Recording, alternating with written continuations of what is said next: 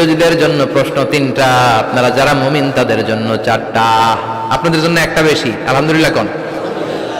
কবরে এসে প্রথম প্রশ্ন করবে মুনকার নাকির যখন চলে আসবে, 40 কদম যখন আত্মীয় স্বজনরা লাশটাকে কবরের মধ্যে দিয়ে 40 কদম চলে যায়, তখনই ফেরেশতা চলে আসে। আহা, শেষ, সব শেষ। এসেই পরীক্ষা শুরু। মার রব্বুক, তোর রবের নাম কি?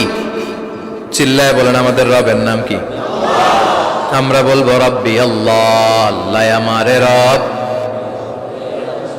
দমে দমে তনু মনে তারি অনুভব। পড়েন, আল্লাহ আমারে রব। তোমার দুনিয়াতে আমি যেদিকে তাকাই, অথই নিয়ামতে ডুবে আছি সবাই। পাখ পাখালির গানে শুনি তসবিহ কল রব, তসবিহ কল রব, আল্লাহ আমারে রব। প্রথম প্রশ্ন, তোমার রব কে? আমরা বলবো আমাদের রব আল্লাহ।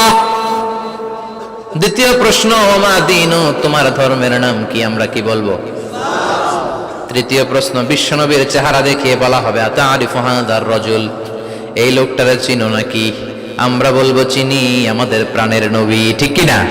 চাঁদের চেয়ে সুন্দর তুমি নবী আমার কমলিহি ওয়ালা, দু জাহানের বাদশাহ তুমি প্যারা নবী সাল্লে আলা, চাঁদের চেয়ে সুন্দর তুমি নবী আমার কমলিহি ওয়ালা, ঠিক কি না? 3টা প্রশ্নের যথাযথ উত্তর যখন দিয়ে দিলেন, আপনার জন্য অতিরিক্ত আরেকটা প্রশ্ন করা হবে, ওয়ামা ইলমুক, তোমার নলেজ কি? 3টা প্রশ্নের উত্তর যে তুমি করতে পারলা, কিভাবে পারলা, কেমনে জানলা?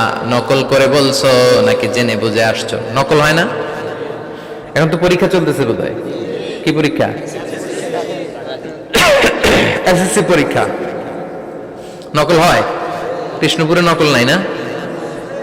এখন মনে হয় এগুলো একটু কমছে। একটা সময় ছিল অনেক নকল হইতো।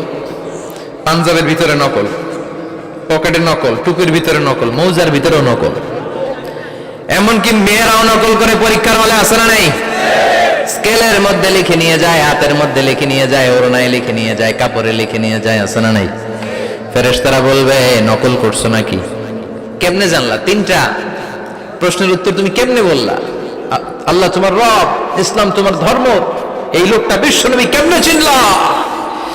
আপনাকে তখন বলতে হবে আমি কোরআন থেকে শিখেছি, আমি হাদিস থেকে শিখেছি, আমি ইসলাম জেনে বুঝে মেনেছি, আমি আন্দাজে কোথাও ঘুরি নাই। চিল্লা এখন ঠিক কিনা? আপনাকে বলতে হবে, এজন্য শিখতে হবে, প্রতিনিয়ত ইসলাম সম্পর্কে জানতে হবে, আখের গোছাতে হবে, জীবনটাকে আলোকিত করতে হবে। চিল্লায় বলেন ঠিক কিনা? 4টা প্রশ্নই যখন হয়ে গেল, ফেরেশতারা বলবে আহলান ওয়া সাহলান ওয়া মারহাবান বিক, খোশামদেদ, কংগ্রাচুলেশন, খোশামদেদ, কংগ্রাচুলেশন, সব প্রশ্নের উত্তর তুমি পেরেছো। ফায়ুফসাহু লাহু কবরুহু 70 যিরান, আপনার কবরটারে 70 হাত লম্বা করে দেয়া হবে। ওয়া ইফতাহু লাহু বাবুন ইলাল জান্নাহ, আপনার কবর থেকে জান্নাতের দিকে দরজা খুলে দেয়া হবে। ওয়া ইলবাসু মিন লিবাসি আহলিল জান্নাহ, জান্নাতের 2টা রেশমি কাপড়ের পোশাক এনে আপনারে পরিয়ে দেয়া হবে। আর বলা হবে নাম কানাও মিলা আরুস, ঘুমাও, sleep, you should get some sleep now, তোমাকে লম্বা সময় পড়ে দিতে হবে, ঘুমাও। কানাও মিলা আরুস, যেমনি বর বাসর রাতে আরামসে ঘুম দেয়, বাসর রাতে যেমনি বর কনেকে নিয়ে মধুর ঘুম দেয়, তুমিও ঘুমাও, কেউ তোমার ঘুম ভাঙবে না। মালাক ইসরাফিলের, কিয়ামতের জন্য ইসরাফিলের সিংহায় যে ফুৎকার আছে, ওই ফুৎকার ছাড়া কোনো কিছুই তোমার ঘুম ভাঙাতে পারবে না। আলহামদুলিল্লাহ পড়েন। আল্লাহ আমরাও যেন 4টা প্রশ্নের উত্তর দিয়ে লম্বা একটা ঘুম দিতে পারি, পড়ে না আমিন। ওয়াম্মাল কাফির ওয়া আহলুশ শিমাল, আর ইসলাম বিরোধী যারা, তাদের সামনে আসবে মালাকান আসওয়াদান আজরাকান, কৃষ্ণ বর্ণের দেহ, নীলাভ বর্ণের 2টো চোখ, গায়ের রং কালো, চোখের রং নীল। দেখতে কেমন লাগে? আলিফ লাইলার ভূতের মতো, কথা কন। গায়ের রং কালো, চোখের রং নীল। ফেরেশতা 2টা আসবে, এসে ত্রাস সৃষ্টি করবে, এসে বলবে বল তোর রবের নাম কি? মার রব্বুক। ইসলাম বিরোধী মুশরিক, কাফের, নাস্তিক এরা বলবে আমি জানি না আমার রবকে, আমি জানি না, আমি তো আজীবন শুধু চেয়ার করেছি, মদ খেয়েছি, আমি ধর্ষণে সেঞ্চুরি করেছি দুনিয়ার বুকে, আমি টেন্ডারবাজি করেছি, চাঁদাবাজি করেছি, আমি মাস্তানি করেছি। আমার দাপটে এলাকার ইসলাম প্রিয়রা বাসায় ঘুমাতে পারে না। আমি ছিলাম টেন্ডারবাজ, আমি ছিলাম গডফাদার, সন্ত্রাসীদের লিডার, আমি ছিলাম ডন 1 2 3 সব। আমি ছিলাম ডনের ডন, আমি ছিলাম মাস্তান, রংবাজ, রব টপ কি আমি তো জানি না। লাদ্রি লাদ্রি আমার জিজ্ঞেস করো না। আবার প্রশ্ন করা হবে ওয়ামা দীনুক, তোর ধর্মের নাম কি? বলবে লা আদরি, আমার কোনো ধর্ম নাই, আমার কোনো ধর্ম নাই। আমি শুধু মৌজ মাস্তিতে ছিলাম, আমি আনন্দ ফুর্তি করেছি, ইসলাম নিয়ে আমার মাথা ব্যথা ছিল না। আজীবন ইসলামরে আমি বাস দিয়েছি, চিল্লায় বলেন ঠিক কিনা? ইসলাম বিরোধীদের সাথে ছিল আমার চলাফেরা, আমার সব সাঙ্গপাঙ্গ ছিল গুন্ডা বদমাশ ইসলাম বিরোধী। রব কি, ইসলাম কি, এগুলো আমি জানি না। আমার এগুলো জিজ্ঞেস করো কেন? ধর্ম কি আমি জানি না, আমি কিচ্ছু মনে করতে পারছি না।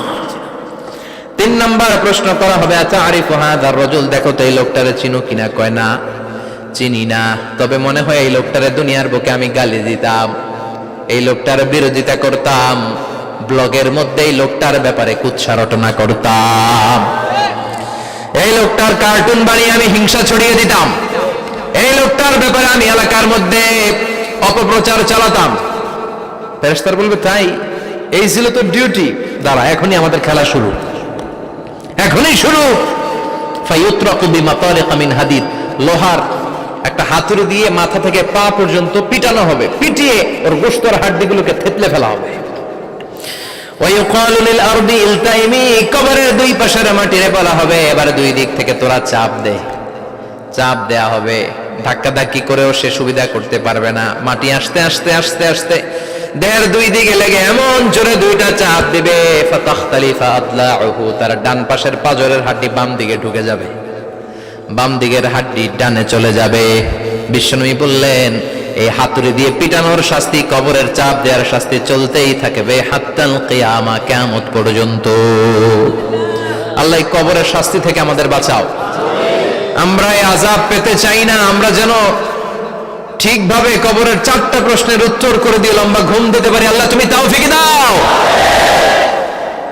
এজন্য আল্লাহ বললেন গোলাম দুনিয়া নিয়ে পাগল হয়ে থেকো না, এই দুনিয়ার জীবন আসল জীবন নয়, আসল জীবন হলো কবরের জীবন। জোরে বলেন ঠিক কিনা? এই জন্য মাঝে মাঝে কবরে যাবেন, কবরস্থানে দাঁড়িয়ে চিন্তা করবেন এই জায়গায় আমারও আসতে হবে। দিন যাবে, রাত আসবে, বৃষ্টি হবে, শীত আসবে, কেউ আমার দেখতে আসবে না, একা থাকতে হবে, একা, বড় একা, অন্ধকার, বড়ই অন্ধকার। ওই কবরের জীবনের সামান গোছানোর দরকার আছে না নাই? ওই কবরে সুখে শান্তিতে থাকতে চাইলে নামাজ পড়ার দরকার আছে না নাই? কোরআন পড়ার দরকার আছে না নাই? ছেলে মেয়েগুলোরে মানুষের মতো মানুষ করার দরকার আছে না নাই? আজকে যিনি উপস্থাপক চমৎকার কথা বললো, আমরা যেন মাদককে না বলি, আমরা যেন ফেন্সিডিলকে না বলি, আমরা যেন ইসলামের পক্ষে থাকি, আমরা ইসলামের কোন বিপক্ষে শক্তির সাথে যেন হাত না মিলাই। সব সময় যেন আমরা কোরআনের পক্ষে থাকি, ইসলামের পক্ষে থাকি। 5 ওয়াক্ত সালাতগুলো যেন জামাতের সাথে আদায় করি, আব্বা আম্মার যেন খেদমত করি, আর বিনয়ী মানুষ যেন হতে পারে, ঠিক কিনা? আল্লাহ আমাদের সবাইকে কথাগুলো বুঝার ও আমল করার তৌফিক দান করো। আরো জোরে পড়েন আমিন।